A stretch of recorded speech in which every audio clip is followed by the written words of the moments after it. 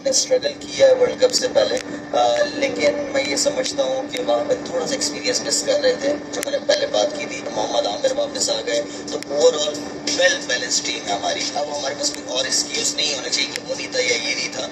इस वक्त हमारी टीम बहुत ज़बरदस्त।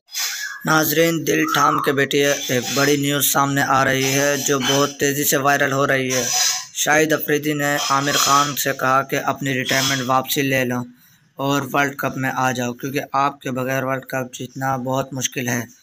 आमिर खान का अब यही फैसला है कि वो अपनी रिटायरमेंट वापसी ले रहे हैं और मैच में आ रहे हैं वर्ल्ड कप के। ये बहुत ही बड़ी ख़बर है जी नाजरीन, इसे आगे ज़्यादा से ज़्यादा शेयर करें ताकि तमाम क्रिकेटर दोस्त तक ये ख़बर मिल जाए कि आमिर खान वर्ल्ड कप में वापसी आ रहे हैं।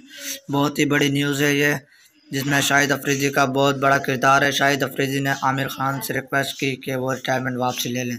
मज़ीद देखें वीडियो में।